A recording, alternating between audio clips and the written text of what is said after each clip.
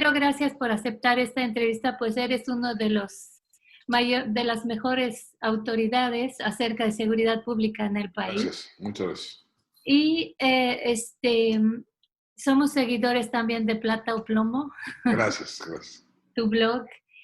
Y queremos empezar con los eventos que sucedieron de vandalismo.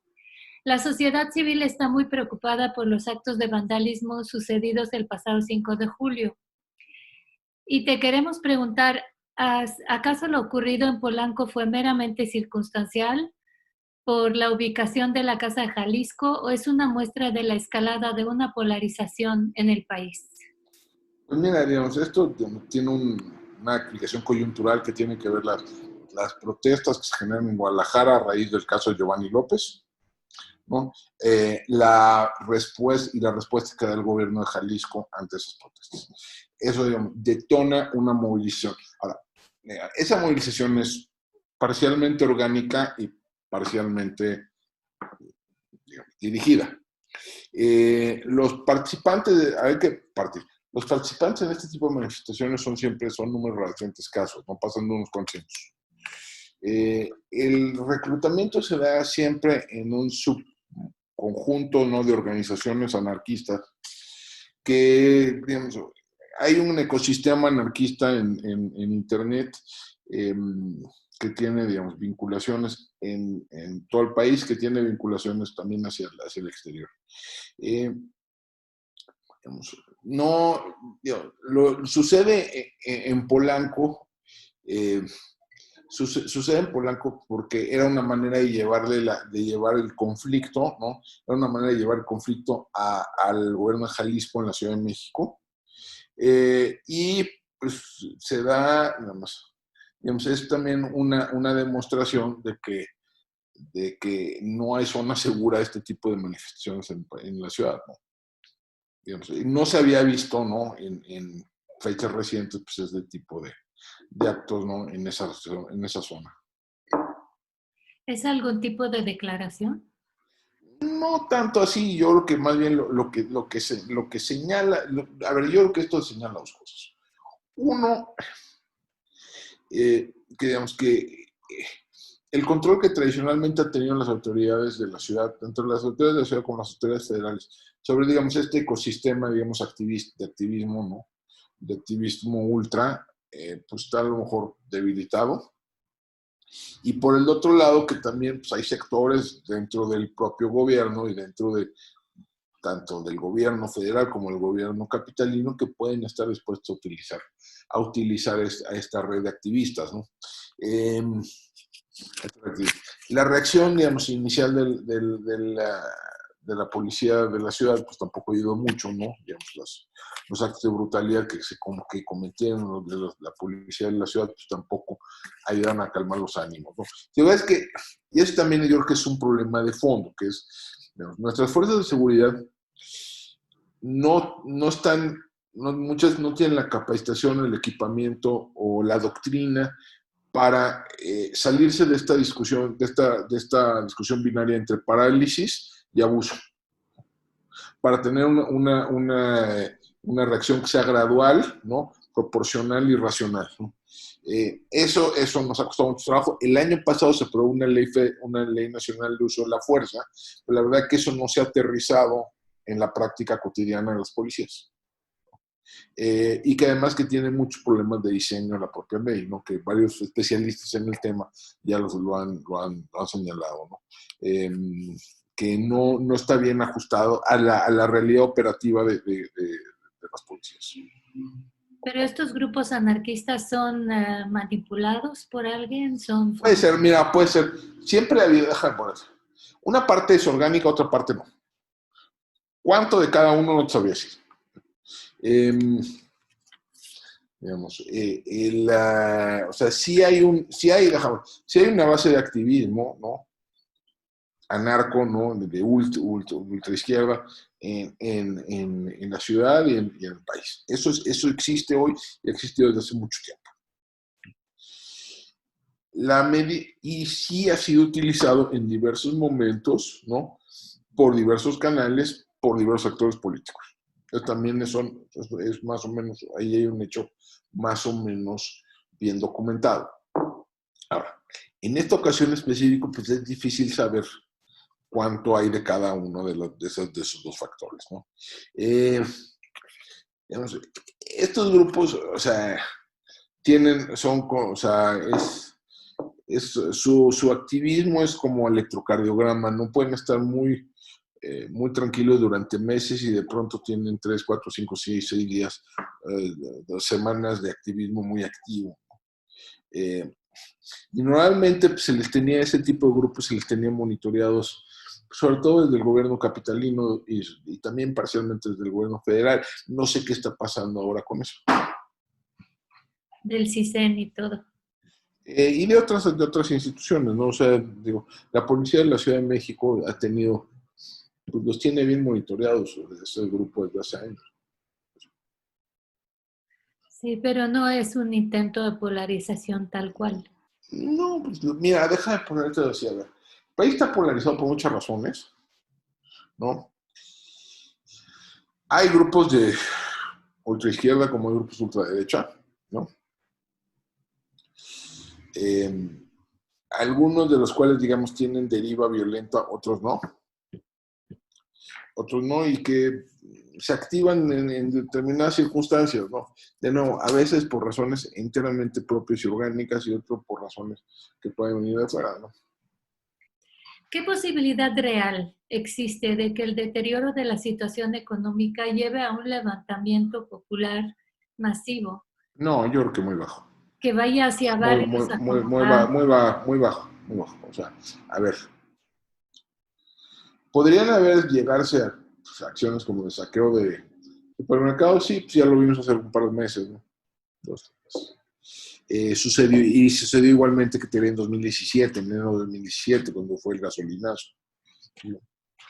Pero de allí a una sublevación, no creo. Digamos. Pudiera haber una movilización a la chilena, digo, tal vez, pero yo lo dudo. A ver, déjame ponerte así, las crisis económicas luego desmovilizan. ¿Luego qué? Desmovilizan políticamente. ¿Por qué? Porque la gente está más ocupada en su supervivencia, ¿no? Que en la protesta, ¿no? Entonces yo no creo que ese sea yo no creo que ese sea Hordas de gente con no, hambre no, atacando no, los no, no, no, no, barrios. no, no, no, no, no, no, acá. Ay, qué bueno. No, eso dudo muchísimo que eso sea. Pudiera haber algunos saqueos por aquí y por allá, pero por ejemplo, los saqueos que se vieron en marzo, sobre todo en el oriente del Valle y en la Ciudad de México y en parte del Estado de México, pues no era saqueo famélico, ¿no? Eran grupos organizados que fueron a robar. Sí, era robo a negocios nada más que como con más gente. Digo, pero no, ese es un... No, yo creo que ese no es el riesgo. El riesgo más bien es que sí sigamos teniendo que, por ejemplo, algunos de estos grupos anarcos sí se te empiezan a activar, ¿no? En términos, digamos, ya de uso de formas violentas de acción política, pues algunos de estos sí se pudieron activar, algunos han sido responsables, digamos, de atentados abiertos, ¿no? De uso de explosivos muy caseros, no muy potentes. Algunos han sido, por ejemplo, un asesinato de un profesor de la UNAM hace un par de años, vinculado a uno de estos grupos anarquistas.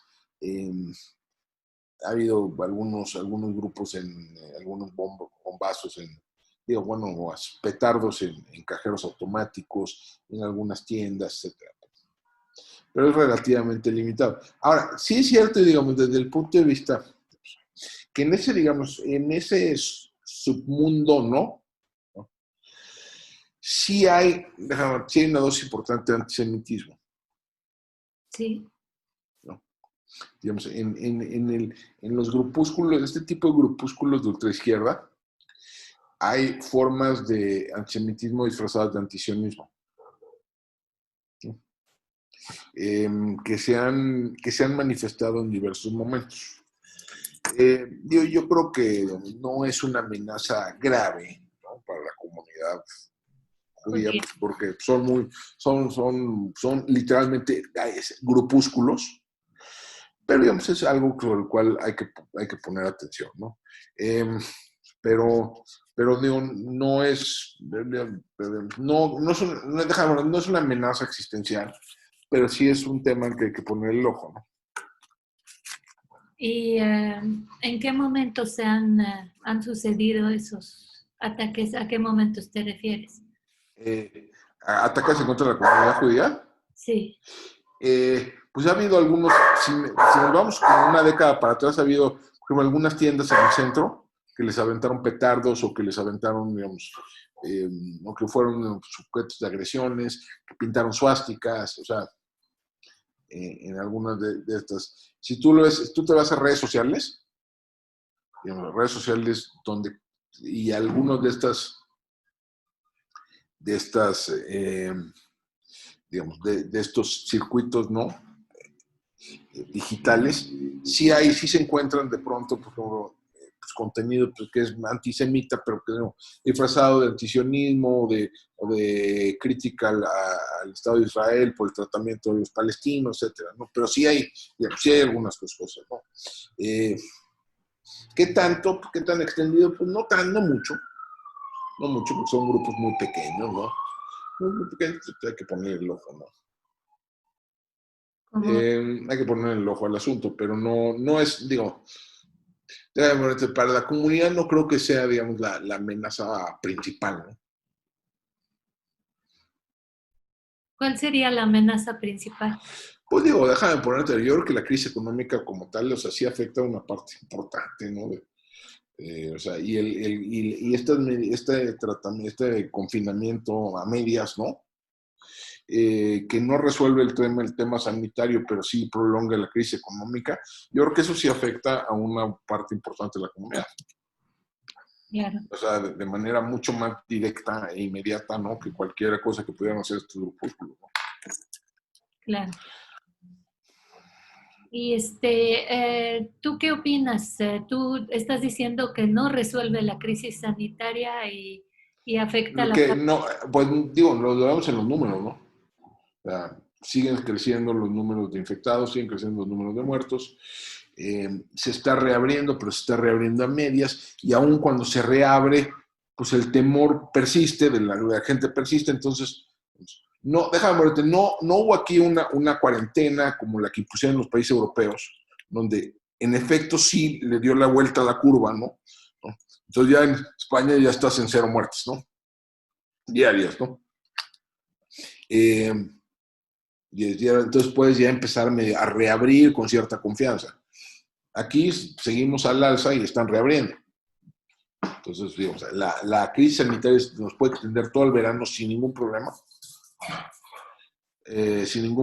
y la crisis y sin que se pueda reabrir la economía, ¿no?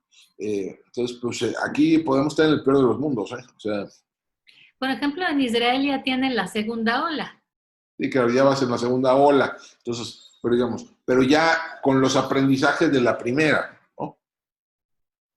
Es decir, ya con pruebas masivas, rastreo de contactos, etcétera, etcétera, etcétera. Aquí pues, todavía no vamos saliendo, y esto, yo creo que la crisis va a acabar siendo mucho más severa. Ya nos comimos el segundo trimestre completo, ¿no? Y no se ve para cuándo se puedan relajar. O sea, las medidas están a medias, ¿no? Está a medias, los mensajes que manda el gobierno son ambiguos, ¿no? Te dicen que ya salimos y todos los días ves que la curva va para arriba. Entonces, y déjame poner otra, aún si mañana decidieran reabrir, ya hay un problema de credibilidad. Sí. Es decir, tú ves las encuestas y la gente tiene terror a contagiarse y terror a morirse. Entonces, de cualquier manera no va a salir. O sea, mucha gente no va a salir. Muchas empresas de cualquier manera no van a poder reiniciar de sus actividades de manera normal, aunque ya no haya una prohibición formal. Entonces, eso es lo que yo creo. Como no acabamos de resolver el tema sanitario, no podemos plantearnos una reapertura ordenada. Así es. Entonces, esto se nos puede extender quién sabe cuánto tiempo. Y eso pues, sí afecta a muchísimos sectores. Claro. ¿No? Hablando de la seguridad, ¿cómo ha cambiado la delincuencia nacional a nivel nacional frente al confinamiento y la crisis del COVID-19 en estos meses? Mira, lo que ha cambiado son dos cosas. O sea, sí ha habido una disminución de algunas formas, de algunas formas de delito patrimonial por razones medio obvias, ¿no? Por ejemplo, robo a transeúnte, robo en transporte público, robo de vehículo. Porque simplemente hay menos transeúntes en la calle. Robo a casa habitación. La mayor parte de los robos a casa habitación suceden cuando la gente no está en casa. Ahora, entonces, si tú lo ves en las cifras, sí hay una disminución importante del número de carpetas de investigación que se han abierto en la materia. Pero, y esto es importante, eh, el número de... Es posible que no solo hayan disminuido los delitos, sino que también hayan disminuido las denuncias. ¿Por qué? Porque la gente pues no quiere, digo, por el temor al contagio, no quiere una agencia del Ministerio Público.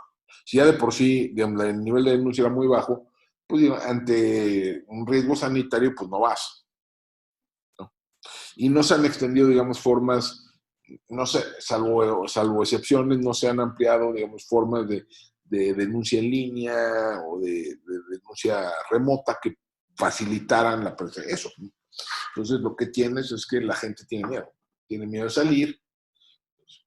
Entonces, aun cuando es víctima de un delito, pues no necesariamente lo denuncia. Entonces, no sabemos cuánto de cada efecto, pero en efecto, pero si lo que sí hay es que sí hay una disminución, digamos, el número de delitos, de ciertos delitos denunciados. Ahora, si tú te vas a los delitos violentos, particularmente el homicidio, ahí no ha habido mayor cambio. Y eso sí sorprende. En otros países sí ha habido cambios importantes en la tasa de homicidio como resultado del confinamiento. Eso lo que te habla es que el confinamiento en México ha sido muy laxo.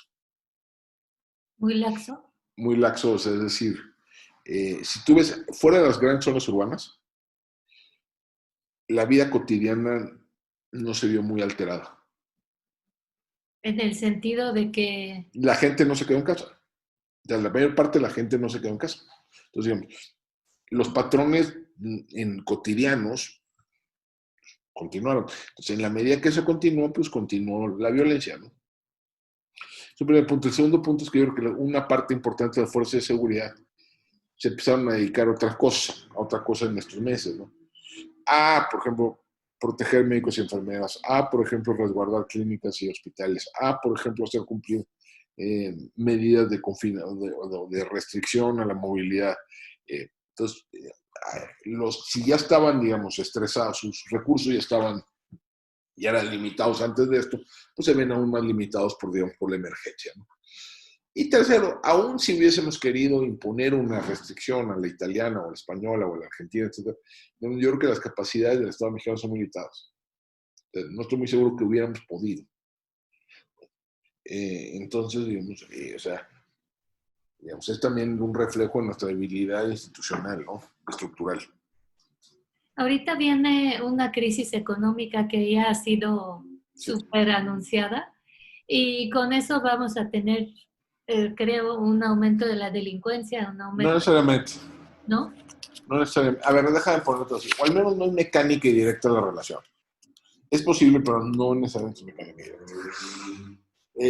Por ejemplo, si tú agarras la tasa de homicidio en los años siguientes, en el año siguiente a todos los años donde hemos tenido una recesión, donde hemos tenido una caída del PIB, en 7 de esos, de 8 años en que ha sucedido esto, ha disminuido la tasa de homicidio al año siguiente. Incluso la de 95, 94, 95, la tasa de homicidio cae en 96, con recuerdo. Ahora, es posible que que aumenten algunas formas de delito patrimonial, eh, robos, secuestros, etc. Pero tampoco es automático. En 95 todo el mundo recuerda esta conexión, ¿no? Entre, digamos, el incremento de ciertas formas de delito y la crisis económica. ¿No? Es ahí donde, por ejemplo, el secuestro se vuelve un tema medio masivo. Pero es un tema que es fundamentalmente se limita a la Ciudad de México. Si tú ves otras ciudades del país, no encuentras ese mismo fenómeno en estos años. Entonces, digamos, hay ahí un elemento muy local que habría que explicar. Entonces, y además, déjame poner, hay algunas formas de delito que pueden disminuir cuando hay menos actividad económica. O sea, cuando hay simplemente menos que robar, también puede disminuir. Entonces, digamos, sí puede ser, pero no sabemos cuánto. Y no sabemos qué tan rezagado sea, y no sabemos cómo opere, digamos, cómo opere más allá de lo local, ¿no? Entonces, digamos, hay que estar pendientes, pero tampoco asumir que necesariamente hay una correlación 1 a 1 entre indicadores económicos e indicadores de seguridad. Ok. ¿Y qué estrategia, si acaso eso aumenta, qué estrategia debería de tomar el gobierno? ¿Qué estrategia Pues la mira, comunidad? el problema, a ver, ahí hay dos problemas, ¿no? Hay dos problemas. Uno, digamos, es de largo plazo lo que tienes que hacer es construir capacidades institucionales, ¿no? Lo que tienes que hacer es invertir más en tus policías, en tus procuradurías, en tus prisiones, etc. Pero eso nos va a tomar mucho tiempo. En lo inmediato, pues puedes tener, digamos, algunos programas focalizados para atender algunas formas de delitos muy específicos, ¿no? Por ejemplo, en el caso del secuestro, que pudiera algo, y que entiendo que es un tema que es importante para la comunidad, ahí se puede reactivar los mecanismos que ya se tienen, porque que se tenían con la CONACE, ¿no? Con la Comisión Nacional de Antisecuestros, la Coordinación Nacional de Antisecuestros. Se pueden reactivar algunas de las unidades antisecuestro que ya existen, algunas ya existen, pero que, digamos, se han visto un poco disminuidas en los últimos 2 años, se pueden reactivar, ¿no? Y se pueden, hay que pensar una cosa, el grueso de los delitos se cometen en puntos muy específicos, se concentran en el espacio. Entonces, digamos, formas de lo que llaman hotspot policing, es decir, poner la policía ahí donde está el punto caliente. Eso puede tener efectos disuasivos bastante importantes, ¿no? O sea, hay maneras de actuar en el corto plazo, a la vez que se trabaja en la construcción institucional de largo plazo. Y en la nueva normalidad, ¿cómo se debería de cuidar el ciudadano de a pie? Híjole, no sé. Ahí sí la parte sanitaria, estrictamente sanitaria, no te No, sabría no decir, sanitaria, pero digamos de seguridad. pues mira, es la de siempre, ¿no? Es decir, estar consciente de su entorno, no ser predecible, tratar de no ser predecible, no salir siempre a las mismas horas, de no recorrer las mismas rutas, de ser discreto, de no ser ostentoso. Es decir, las mismas precauciones que se aplican en la vida cotidiana, ¿no? Es decir, yo creo que y estar consciente de lo que pasa a tu alrededor. Y en algunos casos, digamos, sobre todo, digamos, pues tener algún tipo de relación, digamos, con autoridades que pudieran resolver un problema en un momento dado, ¿no? ¿Y cómo ves tú la iniciativa de militarizar la seguridad pública? Y hoy en específico, esta semana hay la petición al Congreso. ¿Y qué debería de hacer eso? Pero ¿cuál petición con eso? De militarizar la Pero seguridad. eso ya sé yo. No, o Pero sea, hoy las ONG se están pidiendo. a ver, lo que está sucediendo, a ver, lo que sucede es esto, a ver, déjame regresarme un paso. Cuando se aprobó la reforma constitucional que crea la Guardia Nacional, se aprueba un artículo transitorio, el artículo 5º transitorio, que le da al gobierno de la República, le da al presidente la facultad de usar a las Fuerzas Armadas en tareas de seguridad pública, sujeto a una serie de condiciones. Tiene que ser, la intervención tiene que ser temporal, subordinada, fiscalizada, etc. Y digamos, por un periodo además, digamos, con un plazo temporal específico, son 5 años. Esto se aprueba el año pasado, se crea la Guardia Nacional, etcétera, y este año se aprueban con el presidente emite un decreto supuestamente regulando esa facultad, ¿no? Donde se le instruye a las Fuerzas Armadas a actuar. Ahora, el problema, y eso es lo que critican las ONGs, y la sociedad civil, es que esos grupos, es que no se cumplieron con las condiciones que establece el propio quinto transitorio. Y esas condiciones, digamos, no son inventadas, sino que provienen de una resolución de la Corte Interamericana de Derechos Humanos en contra del Estado mexicano, ¿no? Entonces, hay dos discusiones ahí. Uno, si la facultad de regular ese transitorio era del Ejecutivo, tenía que pasar por el Congreso. Y dos, si se cumplieron las condiciones establecidas en el propio transitorio para usar las Fuerzas Armadas en esta capacidad. Entonces,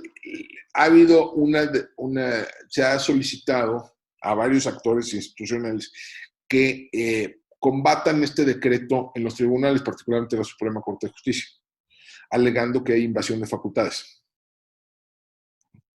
Entonces, esa es la discusión, digamos, técnica que está teniendo lugar. Y de fondo hay la discusión de qué tanto se tiene que involucrar a las Fuerzas Armadas en tareas que no son, digamos, propias directamente del ámbito militar.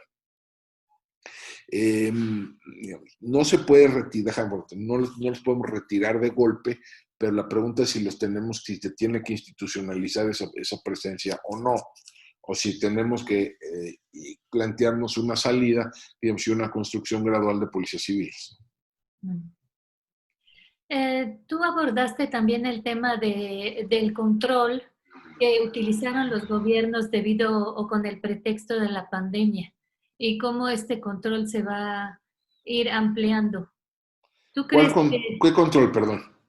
el control como de controlar a la gente a través de sus celulares, quizás? Bueno, sí, o sea, déjame poner todo así. Es decir, digo, lo que pasa es que en la medida en que se implementen programas de pruebas masivas y rastreo de contactos, pues eso implica una reducción una reducción de la importante de la privacidad, ¿no? Sí. En Corea del Sur, por ejemplo, han utilizado apps, ¿no? Para saber, en varios países asiáticos han utilizado apps para rastrear a la gente, ¿no? Para saber, si tienes COVID, ¿con quién estuviste, no? Entonces los celulares se hablan y, digamos, rastreando celulares sabes con quién estuviste, ¿no? Y eso, digamos, puede ser un mecanismo eficaz de contener la pandemia, pero sí tiene implicaciones de libertades individuales que no son triviales, ¿no? Entonces eso es lo que hay que... O sea, va a haber que ahí que tener un equilibrio, ¿no? Entre las dos cosas, y no es fácil, no es un equilibrio sencillo, y cada sociedad lo resolverá de distinta manera, ¿no?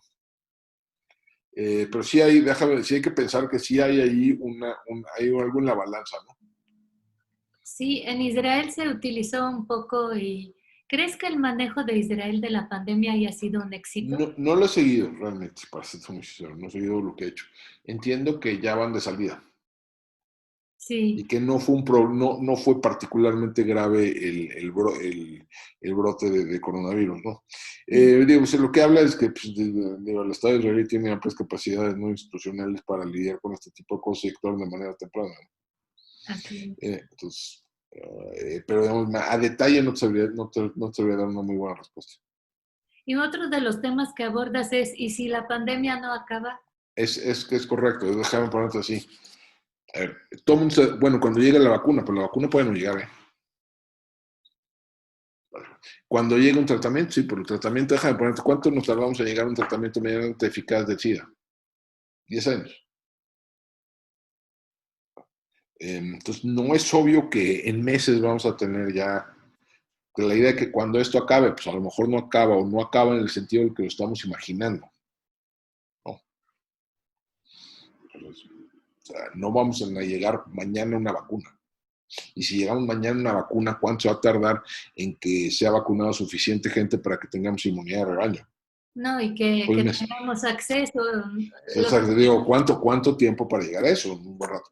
Ahora, a lo mejor empieza a haber tratamientos que mejoren, digamos, el manejo clínico de los pacientes con esto, a lo mejor, pero va a ser un proceso gradual, no es un Big Bang.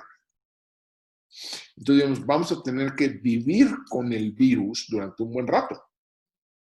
Y eso sí tiene implicaciones serias, por ejemplo, vamos a tener que aceptar, digamos, una restricción más o menos, digo, durante un buen rato a nuestras libertades individuales. Vamos a tener que aceptar, digamos, la actividad económica no se va a poder restablecer plenamente durante un buen rato. O sea, sí, vamos a ir al cine, pero el cine va a estar en la mitad. A lo mejor podemos volar, hacer viajes internacionales, pero el avión no va a haber no se va a usar el asiento del medio. A lo mejor sí regresamos a trabajar, pero ahora escalonada, vamos lunes, miércoles y viernes. O sea, sí nos va a cambiar. O sea, la idea de que apenas llegue la vacuna y ya regresamos a donde estábamos, puede no ser cierto, ¿no? Y es algo sobre el cual tenemos que reflexionar. Alejandro, si tú tuvieras en tus manos el control de la seguridad pública, ¿cuáles son las tres acciones puntuales que tomarías? Mira, son tres cosas, yo creo que hay cosas que puedes hacer, son más de método, ¿no? Uno, lo que necesitas es generar base de evidencia. ¿Sí? Muchas de las acciones que se hacen en materia de seguridad se hacen por ocurrencia y no porque haya evidencia de su eficacia. Pues generar más información y actuar, digamos, y más rendición de cuentas. ¿Sí? Lo que hicimos funcionó o lo que hicimos no funcionó y documentarlo, eso nos ayudaría muchísimo, ¿no? Para no seguir haciendo lo mismo que ya sabemos que nos sirve. Es un primero. Segundo tema, tenemos que mejorar la rendición de cuentas, ¿no? Sí, tiene que haber más controles internos, más supervisión externa. Las mejores policías del mundo son las que están más supervisadas, porque tienen la barra más alta. O sea, entonces, son las que tienen que mejorar más sus procesos, son las que tienen que contratar a mejor personal, son las que tienen que capacitar mejor, etc. Es un segundo tema. Tercer tema, tenemos que resolver el tema financiero. Sí. En México gastamos 0.8% del PIB en seguridad y justicia, excluyendo defensa. Digamos, nada más prisiones, digamos, policías fiscales, tribunales y prisiones, gastamos 0.8% del PIB. En Colombia gastan 2.2%. En la OCDE en promedio 1.7%. Entonces, pues, la realidad es que tenemos la seguridad que pagamos. Entonces, tenemos que resolver el problema financiero, presupuestal de la seguridad. Tenemos que garantizar un financiamiento estable y permanente del aparato de seguridad y justicia. Y tercero, tenemos que resolver el problema de competencias que te genera, digamos, la condición de Estado federal en México. En la Constitución se señala que la seguridad pública es una función concurrente de los tres órdenes de gobierno: municipio, estados, federación. El problema es que lo que es responsabilidad de todos no es responsabilidad de nadie. Entonces tiene que haber mucho más precisión en delimitar qué le toca a cada quien. Nada más hacer eso nos empieza a resolver varios problemas sobre sobre el despliegue, sobre el estado de fuerza, sobre el despliegue, sobre financiamiento, sobre presupuestos, sobre equipamientos, etc. Entonces, empezar a resolver eso. Nada más, si tú empiezas a resolver esos temas medio estructurales, lo que te permite es que empiecen a surgir experimentos interesantes en lo local y empieza a tener mejorías notables en algunos lugares. Digo, déjame ponerte así. No necesitamos tener una policía de primer mundo para que las cosas mejoren. Pero con que mejoren un poquito, el efecto podría ser enorme, ¿no? Entonces, yo creo que si genera, digamos, el marco institucional para que se puedan detonar estos procesos de cambio en lo local, podríamos ver mejoras sustanciales en plazo corto. Alejandro, me encanta de que eres optimista. Claro, pues así mi apellido, ¿no? esperanza. Pero sí me gustó que, por ejemplo, no ves así un estallido, no ves una crisis No, bueno, terrorífica. sí hay una crisis, se ve una crisis horrible. Digo, vamos a ver si Pero qué tan horrible. pero, déjame ponerte la peor desde los 30, ¿no? La crisis económica de 1932 no habíamos visto algo así, pero pues sí es, pero eso lleva al colapso, no, a lo mejor no lleva al colapso, pero sí nos va a obligar a repensar muchas cosas, ¿no?